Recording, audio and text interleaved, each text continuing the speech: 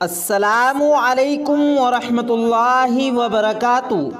عزیز دوستو، رمضان کا مہینہ آ رہا ہے، بلکہ بہت زیادہ قریب پہنچ گیا ہے۔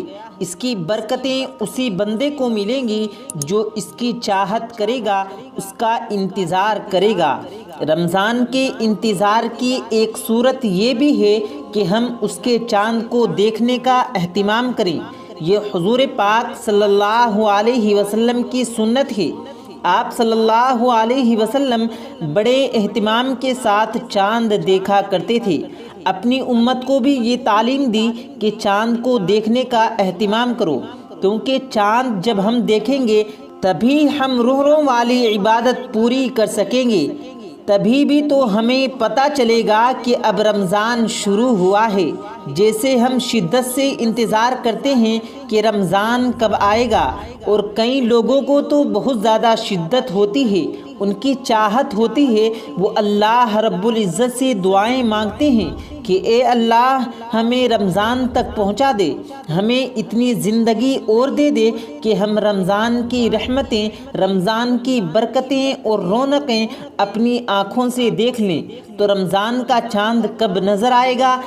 اگر آپ رمضان کا چاند دیکھنا چاہتے ہیں تو آپ کے لیے 2 دن ہیں، یا تو شعبان کی 29ویں تاریخ کو دیکھنا پڑے گا، اور اگر 29 کو نظر نہیں آیا تو پھر شعبان کی 30 تاریخ کو دیکھیں گے۔ اگر آپ کو شعبان کی تاریخوں کا نہیں پتہ تو پھر آپ کو چاہیے کہ چاند کو دیکھنے کا اہتمام 23 اپریل کو کریں۔ 23 اپریل کو شعبان کی 29 تاریخ ہے۔ 23 اپریل کی شام کو آپ دیکھیں۔ اگر آپ کو چاند نظر آ جائے تو اللہ تعالیٰ سے دعائیں مانگیں، اور اگر نظر نہیں آتا، یہ اعلان ہو جاتا ہے کہ چاند نظر نہیں آیا، تو پھر آپ کو چاہیے کہ 24 اپریل کو چاند کو دیکھنے کا اہتمام کریں۔ 24 اپریل کو تو نظر ضرور آئے گا، کیونکہ چاند کی 2 ہی تاریخیں ہوتی ہیں، یا تو یہ 29 تاریخ کو نظر آتا ہے یا 30 کو نظر آتا ہے۔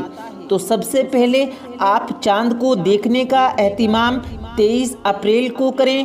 اپنے گھروں کی چھتوں پر دیکھیں، باہر جا کر دیکھیں، کہیں بھی جا کر دیکھیں، آپ کو اس کا ثواب ملے گا، آپ کا یہ عمل ضائع نہیں جائے گا۔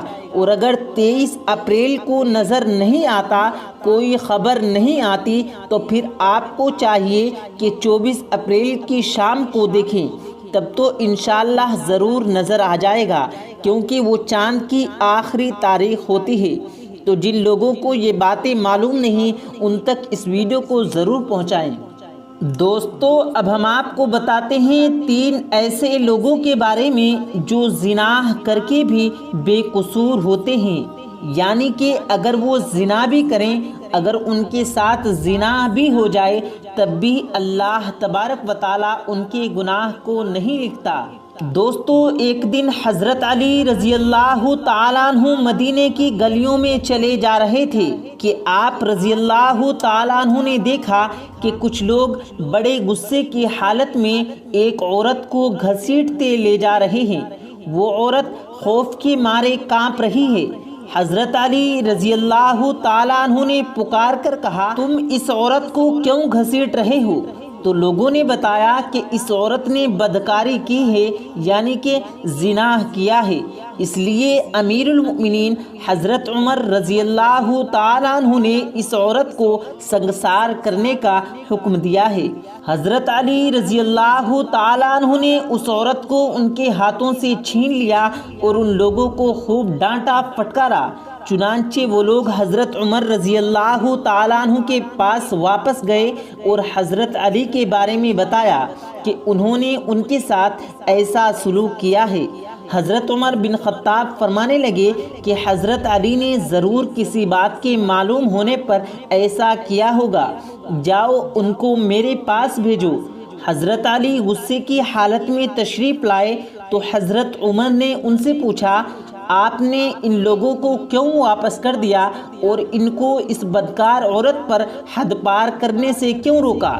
تو حضرت علی نے فرمایا کہ اے امیر المؤمنین، کیا آپ نے رسول کریم صلی اللہ علیہ وسلم کا یہ ارشاد نہیں سنا کہ آپ صلی اللہ علیہ وسلم نے فرمایا 3 طرح کے لوگوں سے قلم اٹھا لیا گیا ہے، یعنی وہ بے قصور ہیں اگر وہ خطا بھی کرتے ہیں۔ نمبر 1، سونے والا آدمی یہاں تک کہ وہ بیدار ہو جائے، یعنی اگر وہ سو رہا ہے جب تک اٹھ نہ جائے۔ نمبر 2، نابالغ جب تک کہ وہ بالغ نہ ہو جائے۔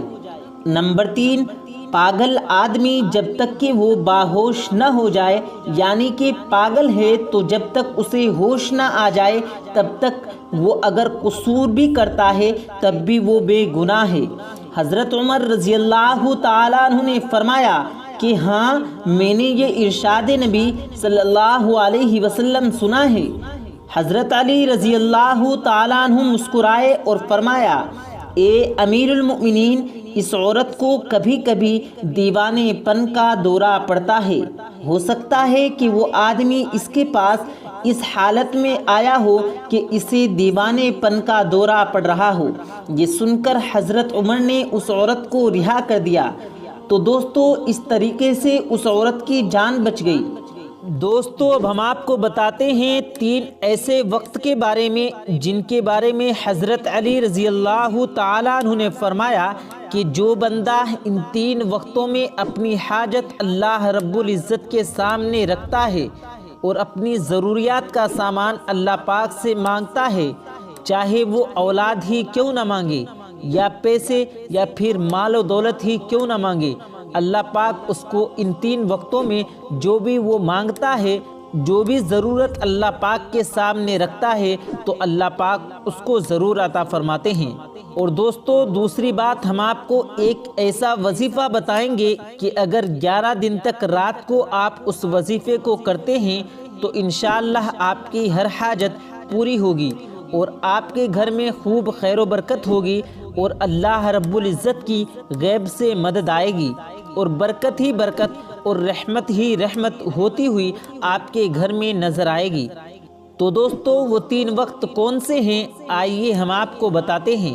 دوستو، ایک شخص حضرت علی رضی اللہ تعالیٰ عنہ کی خدمت میں آیا اور کہنے لگا، یا علی، وہ کون سا وقت ہے کہ جب بھی میں دعا مانگوں تو فوراً قبول ہو جائے؟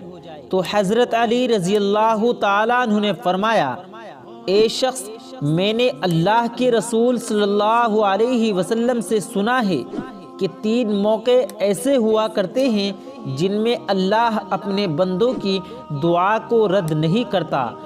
اس شخص نے پوچھا، یا علی، وہ کون سے 3 لمحے ہیں؟ تو حضرت علی رضی اللہ تعالیٰ عنہ نے فرمایا، نمبر 1، جب انسان کا جسم کانپنے لگے اور تھر تھرانے لگے، اس وقت مانگی گئی دعا اللہ رد نہیں کرتا۔ نمبر 2، جب دل میں اللہ کا ڈر ابھرنے لگے، اس وقت بھی انسان اگر کوئی حاجت اللہ رب العزت سے مانگتا ہے تو اللہ اس کی حاجت کو ضرور پورا کرتا ہے۔ اور نمبر 3، جب انسان کی آنکھیں نم ہو جائیں تو اس وقت میں مانگی گئی دعا کو بھی اللہ رد نہیں کرتا بلکہ ضرور قبول کرتا ہے۔ اور یاد رکھنا، ان 3 حالتوں میں انسان کائنات کی جو بھی چیز مانگے وہ اسے ضرور ملتی ہے، چاہے وہ صفا مروہ کے پہاڑ کے برابر سونا چاندی اور ہیرا ہی کیوں نہ ہو۔ دوستو، اب ہم آپ کو ایک ایسا وظیفہ بتائیں گے جس سے آپ مالدار ہو سکتے ہیں اور انشاءاللہ آپ کے گھر میں بہت زیادہ برکت ہوگی۔ دوستو، وظیفہ یہ ہے، آپ کو 11 دن تک اللہ تعالیٰ کا یہ مبارک نام یا رزاق، کہ اے اللہ، میری مالی پریشانی دور کر دے، مجھے زیادہ سے زیادہ روزی دے دے اور حلال روزی دے دے۔ تو دوستو، یہ وظیفہ کرنے کے لیے آپ کو رات کو سوتے وقت وضو کرنا ہے وضو کرنے کے بعد جب آپ بستر پر لیٹیں تو داہنی کروٹ سنت طریقے پر آپ کو لیٹنا ہے۔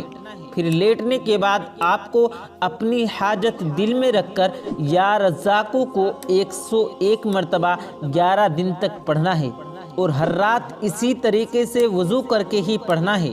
انشاءاللہ تعالی کچھ ہی دنوں کے اندر آپ کی ہر حاجت پوری ہو جائے گی، اور اللہ کی مدد غیب سے آپ کے گھر میں آئے گی۔ اللہ کی رحمت اور برکت آپ کے گھر میں برسنے لگے گی انشاءاللہ۔